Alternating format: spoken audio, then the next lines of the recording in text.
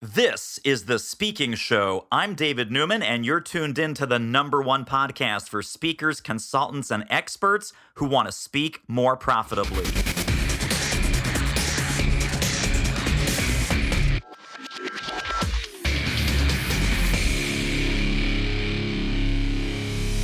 I am here with the man, the myth, Mr. Smart Calling. I was going to say the legend, but really it's Mr. Smart Calling, Art Sobczak. David, thank you for having me. It's an honor and a pleasure to be speaking with you and your audience. So anyone in the professional services world, when we're selling our smarts, we're selling the invisible, as is the title of another really fun book. They look at the phone and they look at cold calling as either completely beneath them, completely unnecessary, completely ineffective, and none of those things are true. Am I right? Well, no, they're certainly not true. And if they're looking at it that way, I would assume that they're probably not going to be generating any revenue. Right. Because we need to be talking to people if we're going to be selling ourselves and selling our services. And actually, one thing I think is true, and that is the cold calling part. Because the popular mantra today is that cold calling is dead. And the cold part has actually been dead for a long time. And I define cold as simply picking up the phone and calling somebody you don't know who doesn't know you, and they're not expecting your call, and you're just puking out the same pitch to everybody, which is certainly even more ineffective today than ever because of all the messages that we're all being bombarded with. So there's absolutely no reason to place a cold call. Let's break this down because I know that the smart calling methodology includes some really cool things that you need to do before the call happens. Things like preparation, research, having a game plan, having a value statement ready. Some things that you want to do on the call, and even talking to people about what the real purpose of that call is, because it's not what you think it is. And then what happens after the call that would earn you the right for the next call or the follow-up call or to move the sale forward. So let's start with the before picture. Walk us through kind of the smart calling philosophy and what needs to happen before we ever pick up the phone. That was all brilliant, by the way, everything you just described there. And if any of that is foreign to anybody, pay attention to the rest of this interview because we're going to go through all this stuff. All right. So what is the smart calling philosophy? Well, the smart calling philosophy is really earth-shaking. So if you're not sitting down out there, you may want to do this right now. It's simply knowing something about the people, the organizations, and the situations that they're experiencing before we call so that we can tailor and personalize and customize our message to their situation. Mind blown, right? Imagine that, as opposed to just simply sending somebody an email going, here's what I do, here's my stuff, and I want to get 15 minutes on your calendar to tell you about my stuff. And again, people are still sending these things out. Maybe somebody's selling a course on that, but again, just blows my mind. So it's doing the research before we pick up the phone. It's doing this thing called social engineering, which is simply talking to people other than your decision maker within an organization to get some sales intel for, again, the purposes of personalizing and customizing that message so it's relevant to something that's going on in their world right at this moment. Because let's face it, that's the only way we're going to get somebody to lean in and say, maybe there's something here. So part of that research step, let's just give people a couple pointers because I know you go into great detail in the book. Are we talking about like look on LinkedIn, look on their website, look at some industry news, press releases? Where are we looking to kind of gather this initial research? Yes, all of that.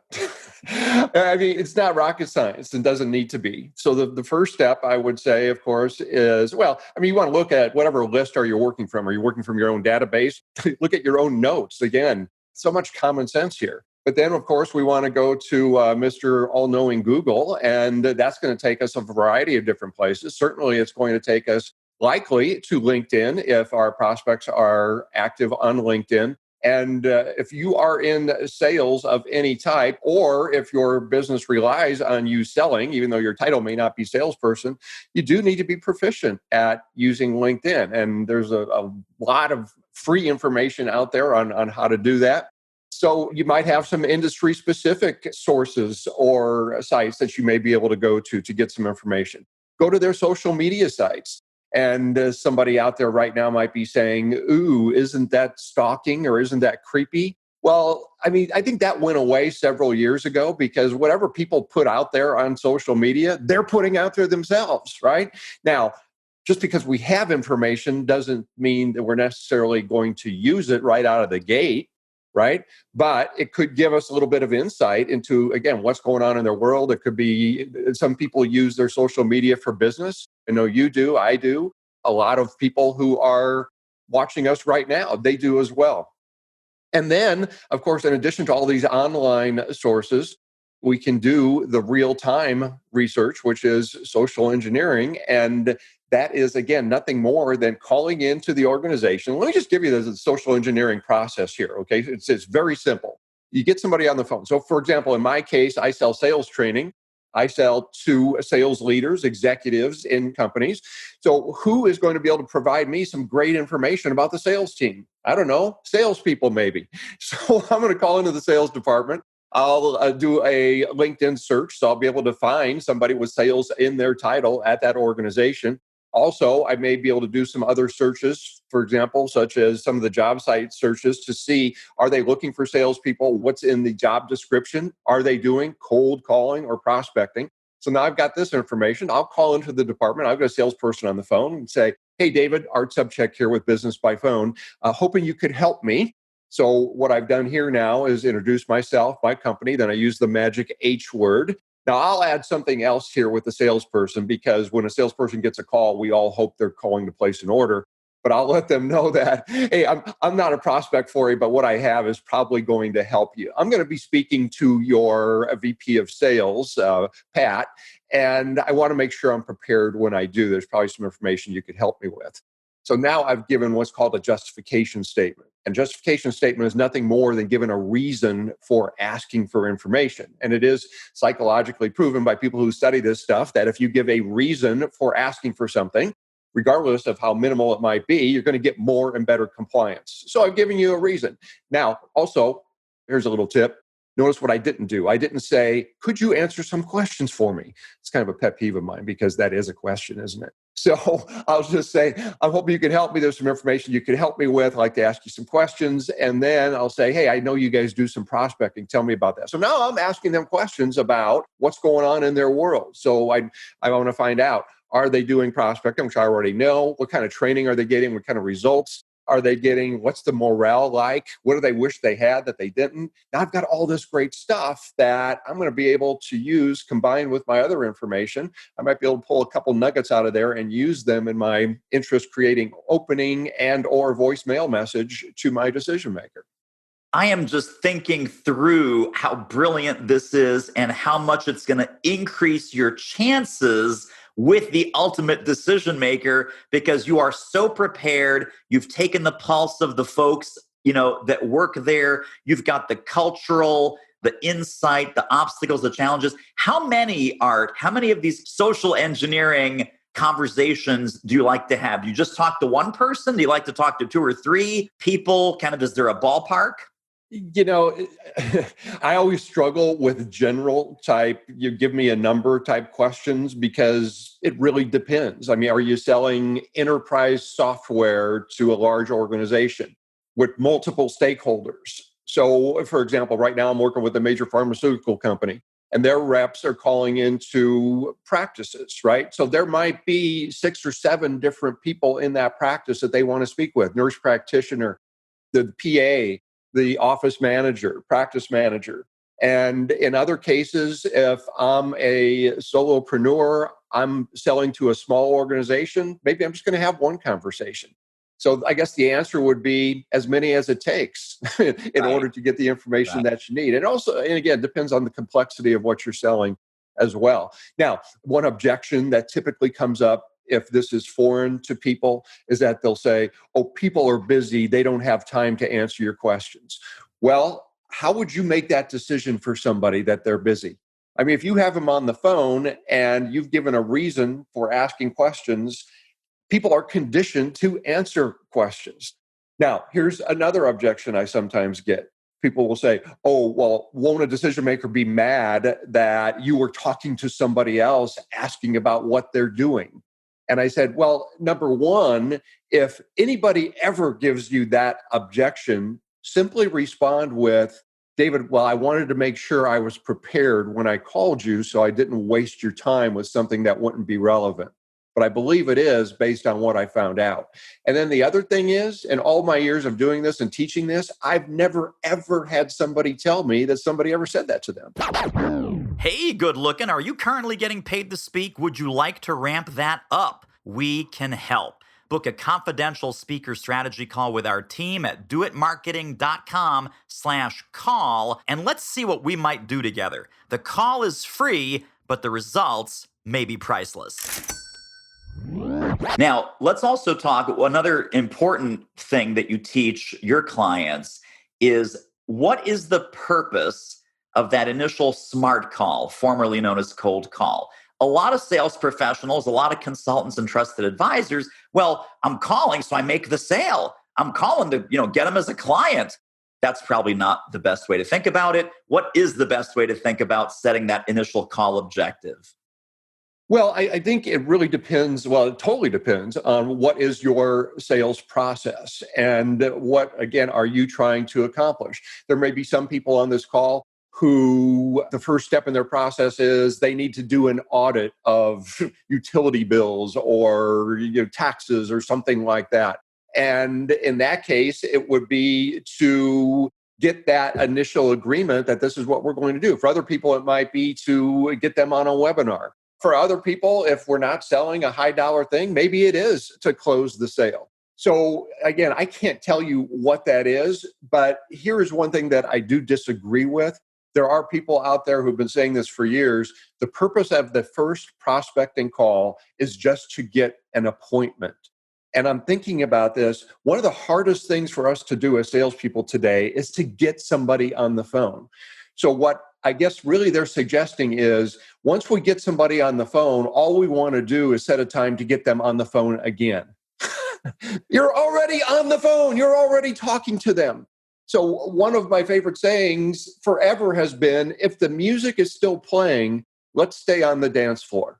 Let's not be the one who's going to decide, well, I have somebody that's talking to me. They seem somewhat interested, but they're probably busy. So let's just get off the phone and set up another time to talk. If you're talking to me, you're interested. If I had a good value statement, I'm asking questions, you're engaged, you're leaning in, you're wondering, sounds like this guy really knows what he's talking about. He has something here. Let's talk about it, okay? Let's take that call as far as we reasonably possibly can without being pushy. That's my feeling. And again, the saying that it's just to set the appointment. Now, of course, when we're recording this, we're still in the midst of the pandemic. Not many people are going out and doing face-to-face meetings. I don't know about you, but I have been in a face-to-face sales call before where maybe I didn't do that great of a job on the initial call, and I showed up and the person was kind of like, okay, you got 5 minutes, tell me what you have. Now, of course, that was way back in the day before I know all the stuff I know now, but that's what many salespeople do. But they got the appointment. All appointments are not created equal. I want somebody, if I'm going to set up a next call, and by the way, this is good for any salesperson. If you're going to set up a follow-up call, the success of your follow-up call really is determined by how well you ended the previous call. Was there a commitment on their part? Is there agreement on what they're interested in? Have you stated what you're going to do between now and the next call? Why is the next call necessary? If there are other stakeholders, are we going to get them involved on that next call as well? And or meeting, of course, when those things resume again. Right. I love that story. This very, very quick story. I was doing some phone prospecting, I think with the first edition of your book many, many years ago. And I had a great conversation. This guy, I did everything by the book, by your book. And we were on the phone for about 20 minutes. And I made that initial call. We kept going, like you said, well, this is the appointment. This is the call. And I made him an offer. He said, David, it really sounds great. And I was like, I figured this is in the bag. This is fantastic. And he says, I only have one problem. And I said, what's the problem? He says, well, I generally don't buy anything on the first call. And I said, well, but we just talked about A, B, C, D. He goes, yeah, I know, but you cold called me. I said, yeah, but we had this fantastic conversation. So I said, I've been thinking on my feet. I was like, when would you like to set up the second call where it would be okay for you to say yes? And then he says, well, let me blah, blah, blah, blah, blah. And I think we compared calendars and put something on the calendar. And then later that afternoon, I just thought I would have fun with this guy because he really was a sweet guy, nice guy, very approachable. We had some laughs. I call him back at random, like 3:00 that afternoon. And I say, hey, Jerry, yeah, it's David Newman. We spoke this morning. I'm just curious. Are you ready now? And he laughed. So I said, I'm just kidding. I'm just kidding. I'll talk to you in 2 days. It was such a great, conversation this morning. Click, hang up the phone. But you humanize the connection, right? So have the call, take the call as far as you can, like you just said. But the guy had this like hardcore policy. You cold called me, and so I cannot possibly buy anything on the first call. It kind of went against his programming, and I just wanted to have some fun with him. So sometimes that works too, if you can make your prospect laugh. Well, absolutely. And actually what I probably would have done in that situation is said, David, so we're in agreement that this is exactly what you want. It's going to be perfect for you. It's going to solve your problem, right? It's just that you don't want to do it on the first call, right? Okay, great. Let's hang up right now. I'm going to call you right back. Exactly right. All right, well, let's get into this because I know people, my theory on this, because I refer everyone to your book. They go, well, David, what should I do with cold call? I said, buy this book, hire Art, go to his next program, sign up for his next webinar. They don't really hate cold calling, even though they're all doing it wrong until they come across your great content. They hate the first 10 seconds because the first 10 seconds, unless they know this methodology, we're going to spill the beans on this here in a moment. First 10 seconds, they sound like an idiot. Once they've gotten past that first 10 seconds by some miracle or by following your system, then it's just a human-to-human, peer-to-peer conversation. But they hate the first 10 seconds. Could you help us unlock what that first 10 seconds should sound like? Let's do that. You hit the nail on the head. Most people fear the cold call for a variety of different reasons. They fear what's been embedded in their mind as it relates to this myth called rejection. Can we just address that first? Because before we get to the tactics, the mindset has to be right, just like it is with really anything in life, right? So what we have to do is just get this notion of rejection out of your head, because rejection is a made-up story that people tell themselves. And nobody can reject you, because rejection is not an experience, okay? Not what happens to you. It's always the way you define it. So it's the story you tell yourself about what happened on that phone call. So if you have a choice of attaching meaning to something, why would you attach negative meaning if it's going to be detrimental to you? Because let's say you called somebody up, it wasn't a fit, you got to know, or even just don't call me anymore. That's just a thing. Everything's just a thing. It's like somebody, cutting you off in traffic. That's a thing. You can choose to either react negatively or go, well, I guess they were in a hurry, right? So let's take that a little bit further, because now some people are going, okay, yeah, but it still sucks, right? Yeah. Well, how about this? How about instead of focusing on the negative, what didn't happen, let's get a win on every single call. Because regardless of what happens on the call, of what they say, what you control is what you do. So there are certain things that I can always do on every single call. Therefore, I can have an accomplishment. I can ask a certain question. I can leave the door open for a future call. I can find out when their contract expires. Any of these things, whatever it might be, we call this a secondary objective. So at the end of a long day of prospecting, somebody might say on the negative side, oh, I got rejected 30 times. Can't wait to do it again tomorrow. Nobody ever says that, right? On the other hand, somebody who's looking at it more positively might say, well, you know what? I opened up 3 possible opportunities. And with the rest of the calls, at least I found out that they were not a prospect for me. I got a decision and I left the door open for a future contact. Now, which one is going to have a better outlook the next time? I mean, obviously, because they're telling themselves a better story. So nobody, again, can reject you. It's just a thing. It's just something that happens. And then the other reason that people fear doing this or hate the thought of doing it is because they don't know really what to say. It's the fear of the unknown. So therefore, they say some of these, what did you call it, idiotic or stupid things that people say? Actually, maybe I should write another book. Quit sounding stupid on your phone calls. There you go. So if we go into a call unconfident and we're saying some of these things that we've heard other salespeople say that normally just causes them to go down in flames, obviously we're going to get that same result. So why wouldn't we just take the time to follow a proven process? So what is that process? Well, there's a lot of things, again, that go into what we should be doing before we pick up the phone. Great coaches have said this forever, right? What you see on the field is a result of hours and hours of practice that took place before they ever stepped foot on the field. And same thing is true with their phone calls. So with my process, we're doing our research. We're defining our possible value. Our possible value is what this prospect might be interested in based on what I know about them, what I know about my market, my ideal prospect. And I know you talk a lot about that, but we don't know for sure that it's going to be a value because we can't tell somebody what's going to be a value. They can only extract it out.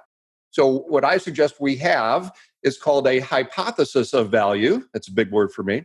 A hypothesis of value is, I think they may be interested in this. So it might be, cutting down on their taxes or increasing store traffic or whatever it might be. And it's a result. It's not the thing that you're selling. And we're going to strengthen that hypothesis based on doing our research. Then we're going to plug it into our messaging. All right. So before the call, we're setting our objectives. We're doing our research. So in addition to the secondary objective, we're having a primary objective. Primary objective is, what do I want them to do as a result of this call? Notice that's action-oriented. A primary objective is not, I just want to find out who they're using now for their accounting work. Okay, no, that's the means to the end. We want to find that out. But at the end of this call, I want to get them to agree to set an appointment, attend the webinar, go through a presentation, any of those things. Again, action-oriented. And I also want them to be in a positive frame of mind when we have that appointment. So, all right, set the objective. Now, where the rubber meets the road, this is where everybody wants the good stuff. They just want, what do I say? What do I say? All right, fast forward. So here it is. Here's what we say. Step one is identify yourself and your organization. Pretty simple so far. Most people can get this right. Step number two is the connection. The connection is where you're relating something that you know about them. David, I was talking to your assistant, Thelma, and I understand that you're now in the process of putting together this unbelievable summit coming up. So what I'm doing here, and again, this could be anything you know about them. You were talking to somebody else, you saw their post, again, whatever it was. What we're doing at this point is, think about this. If you're getting that call, this sounds different than other prospecting calls because I'm not opening up and just pitching you my thing and talking about me. It's like, I know something about you. So now all of a sudden it's a little bit of a pattern interrupt. I'm leaning in going, oh, really? Okay, yeah, that's true. So then what we're going to do is we're going to talk about our specialty. So what we do here is we specialize in working with, and here you could fill in the blank with type of company, their title, type of organization, or even describe their situation. We specialize in working with people like yourself who are doing online summits. Okay, so now what's going on in your mind? You're putting yourself in that bucket going, okay, that's me. And then I'm going to describe a situation, maybe a problem that you have, a challenge, or a desire that you want. We specialize in working with people who put together online summits, and we help them, in many cases, double and triple the number of attendees that they previously had gotten without some of our methodologies. So here, again, I'm just making this up on the fly, but... You're hired. I'm in. And I'm using some social proof here because I'm saying what we've done for somebody else, okay? So that's my possible value proposition. So this is the result that we help them get. I might even pile on and make it a little bit curious using some little known marketing methodologies that not many people are used to using. So now creating a little bit of curiosity. And then I've got an ending phrase. The ending phrase is, I want to get 15 minutes on your calendar. No, I want to make it really easy for you to say yes to the next step. And the next step is you're simply going to stay on the phone with me. So, Dave, what I like to do is just ask you a couple questions, see if it might make sense for us to have a further conversation. So that's kind of a little ninja word trick there because we're already having a conversation, right? So I want to make it real easy for you to say, yeah, sure. What do you want to know? And then we're into that where you said before, it's real easy for people to have this conversation because now we're talking business person to business person and you've got somebody interested. And I always say we only have two objectives in the first 10 seconds of a call. Put them in a positive, receptive frame of mind because, again, it's always about them. Think about what's going on in their world. They're picking up the phone, talking to somebody they weren't expecting to call. They don't know who it is. So our normal reaction to that is skepticism, a little guarded, right? Maybe even feeling neutral. It's not like, oh, another phone call. I can't wait.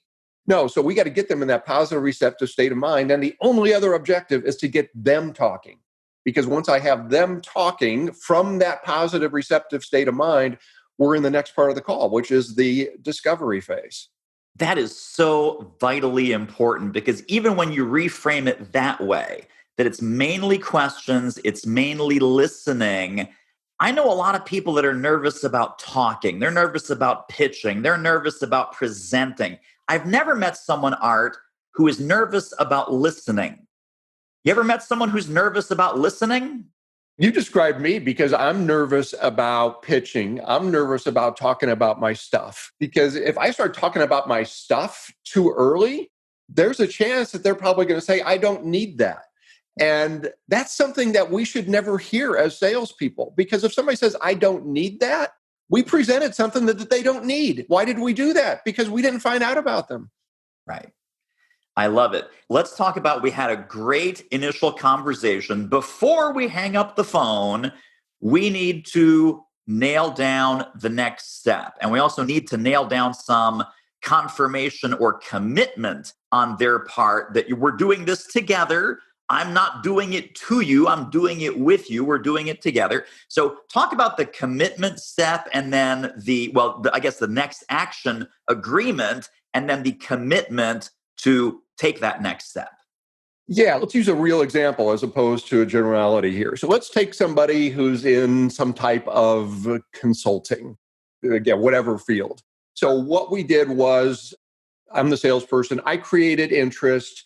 I engaged you. I asked questions about a project that you have coming up. We've identified that you definitely have some needs that are outside the realm of the expertise that you have in-house. That happens to be my specialty. You've agreed that it would definitely have a monetary effect in terms of a return on investment, which I'm going to talk about money in an initial call if the call is going well. Okay. And we've quantified that. And there's definitely interest on your end. And the person says, send me a proposal. Ever hear that before? Okay. All right, great. When would you like it? So I'll get it out to you. So I learned a long time ago that I didn't want to be in the proposal writing business. I wanted to be in the agreement writing business. And I learned that the hard way. That was way back early in corporate life. But anyway, so today I'm in the agreement writing business. So what we would do, again, depending on how far we went on this call, is that I would discuss with you the scope of work of what I would be doing with you. I would even ask you questions. So if we were able to deliver this, is this something that you would want? Do you feel this would work for you? Would we be able to work together? And what I'm also finding out is what's the decision-making process on your end in order for that to happen? So maybe what has to happen is you have two other partners, all right? And you say, I have to run this by my two other partners. Great. So let me ask you, David, if I put this all into a proposal, is it something that you definitely would buy off on? And will you recommend it to your partners? Okay, great. So when would you be able to do this? If I get this proposal to you by, say, Friday, when would you have a chance to sit down with them? So notice what I'm doing here. And again, I'm making this stuff up on the fly, but these are all things that I think hopefully people are listening to this going, yeah, I could use all of that or bits and pieces of that. And by the way, these are all things that I do all the time. So I want to find out, what's the process going to be on your end? What's going to happen next? And by the way, I call that my $1 million question, because I've made more than $1 million with this question. And that is, David, are you personally sold on going with us? Because if they're not personally sold and they're going to talk to somebody else, what are they going to do? They're going to go, yeah, I was talking to this consultant guy, typical consultant. Here's his proposal. I don't know. What do you think? Right? As opposed to, hey, I was just talking to David Newman, the most brilliant marketing mind that I've ever talked to my entire life. Here's what he's going to do for us. And it's going to be this, this, and this. Our return's going to be substantial. So I'm going to talk to him again on Monday. And I suggest that we just go with it, if that's okay with you guys. That's what we want to have happen, right? So getting those commitments. So what's going to happen next? What I'm going to do, I'm going to get you that proposal. What you're going to do is that you're going to sit down with your partners with your recommendation that you go with it. We're going to set up a time for the next call. And then I'm going to get commitment from you. If anything happens in the meantime where you wouldn't be able to be on that call, would you please let me know? Great. So now I've set up that next call. And then I'm going to have a couple other contacts, a couple touches with you in the meantime through email. Or if I have your mobile, I may text you as well. Or I may do LinkedIn in-mail, depending. I like to use a multimedia approach. I might even use video, personalized video, to send you a message with the proposal. So it's humanizing the whole thing. Yeah, no, that's really, really important, I think, is that, because a lot of email back and forth and we're just numb to it. Right? We get emails, email chains back and forth. And so many times, this is so funny, Art, so many times a client will send me an email thread from one of their prospects. And they go, David, what should I reply? It's like, pick up the phone. Pick up the phone. I had one client where he sends me one email situation from client A. I reply, pick up the phone. Talk to her. Ask her about, okay, fine. Couple hours later, literally, David, client B, here's the email thread. What should I reply? I'm like, wow, dude, is this not sinking in? Pick up the phone, have a conversation. By the third one came within 72 hours. I wrote back to my client. I said, what do you think I'm going to recommend? She sends back, pick up the phone, ? Yes, pick up the phone, ! So totally. But I love what you're saying about it's not just phone, it's video, it's maybe an audio message on social media, right? Leave them a voicemail on Facebook. Oh my God, this person's a 3-dimensional human being. They not only can write email, but they can shoot videos. They can leave me a voice memo. It's much more intimate. It's much more personal, that you're not just a robotic salesperson with these gigantic email threads going back and forth, but you're humanizing that relationship and you're humanizing that connection. Yeah, and in addition to the various modes that we're using, and I'm loving me some video right now. I love putting the video messages in the email. It's pretty easy to just shoot that out there. People aren't used to getting them. And when they do, so many times people are like, God, thank you for that. That was so cool. And so we're just adding another element there. But of course, it doesn't negate the need to use these. I always tell people, you can talk on these. You can. The quality still isn't where it should be, but we can. And by the way, I'm kind of a dinosaur here, but I still have the landline with the great headset, by the way, because the cell phone quality still, to me, is not that great. And if I'm selling myself and my services, what people hear on the other end of the line is a reflection of you, your brand, your quality. And if somebody doesn't think enough about the image that they're portraying, I would consider you to revisit that. It's everything. It's the background, that you have. If you're using video, you've got your great background there with 1,000 of your books, your best-selling books there. And people are forming these images of us. Especially today. I know this isn't a thing on video, but it kills me when people have poor lighting and, they got their dog in the background and, their laundry's hanging up. It's like, come on, folks, this is still business. What a great episode. Wowza. Tell you what, if you want to ramp up your revenue as an expert who speaks professionally, you should really check out our free online training at doitmarketing.com/webinar. Well, we have a special gift, which we totally need to talk about. It is the Cold Calling Without the Cold script, template, and video training. Could you talk to us about what people will find when they go pick that up right now? Well, what you're going to get is a little bit earlier, I walked you through the smart calling process, right? And I probably went through it pretty quickly, and people are probably writing, going, okay, what is that? Well, of course, you can get it in the book, but as much as I want you to buy the book, because I don't know about you, David, but I think I make about $1.10 on every one of those. That's about right. Yeah. So get the book, but right now what you can do is you can get a template that's basically fill in the blanks. If you can paint by the numbers, if you can put in your name, some of your possible benefits, the connection and all that, I've got this template already set up for you, along with a bunch of idea starters that you can use. So actually within about 30 minutes or so, you can have your very own interest-creating opening statement.